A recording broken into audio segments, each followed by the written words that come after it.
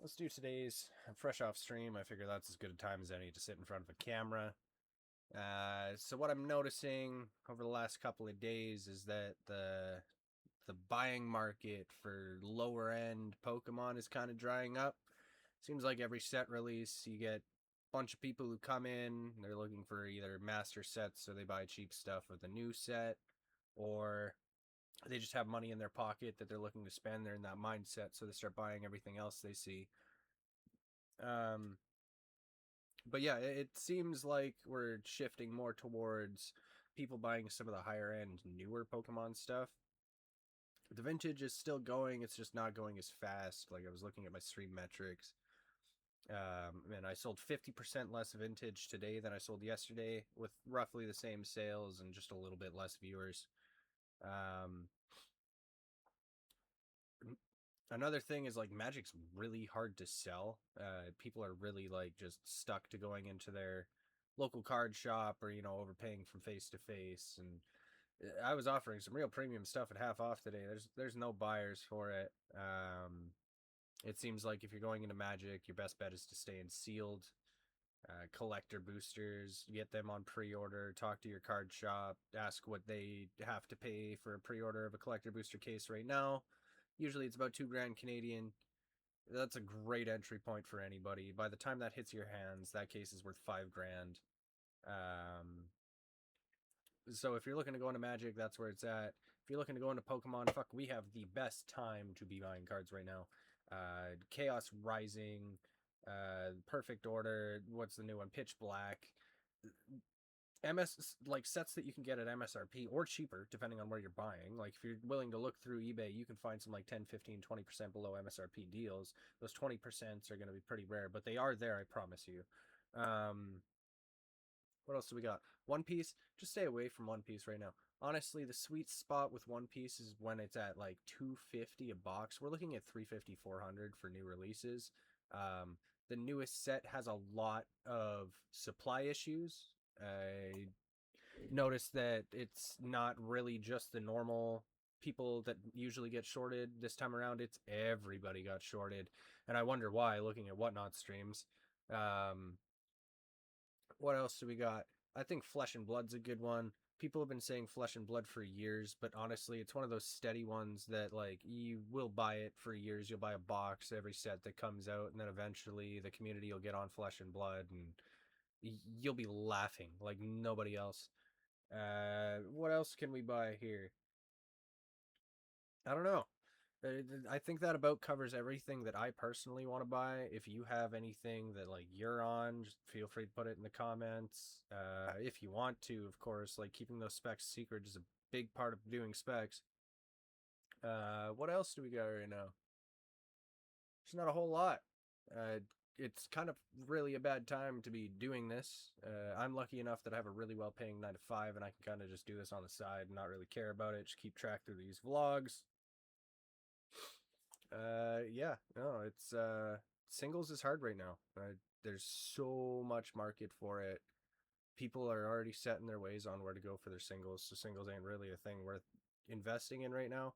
But sealed product, especially Magic, if you can get good, decent price pre-orders, Magic collector boosters are great for you right now. One Piece, you want to be looking for when the market corrects to around 250, 300 Canadian for new boxes. Right now we're sitting at 350, 400 again.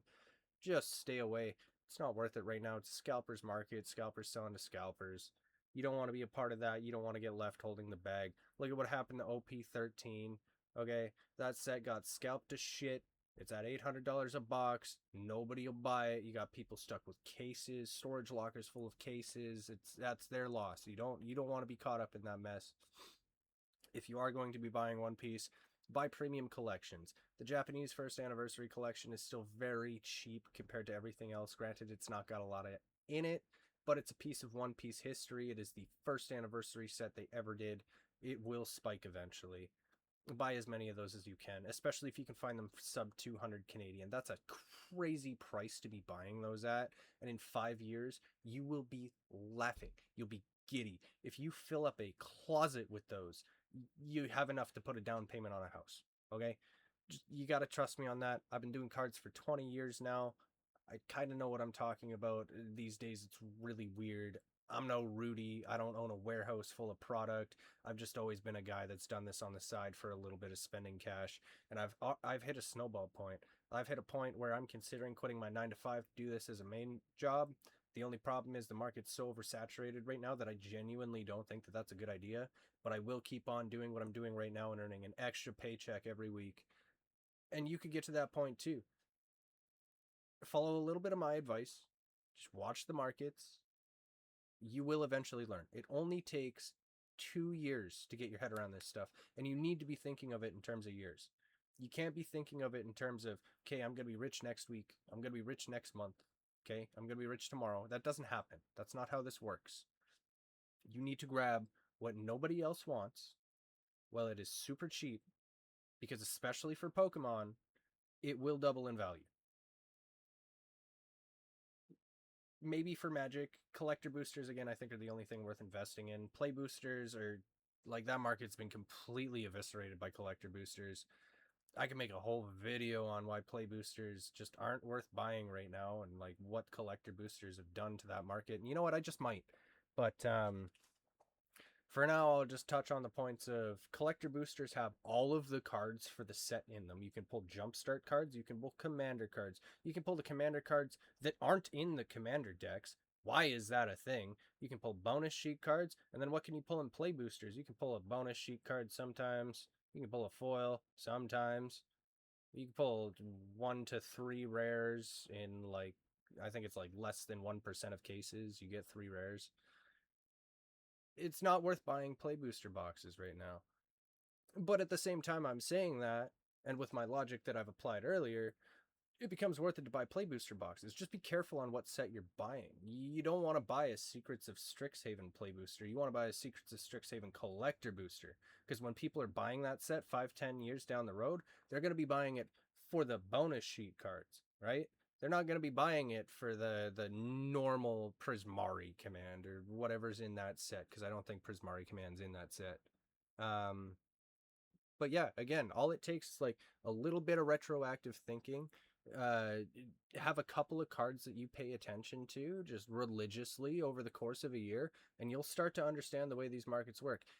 Keep a box, right?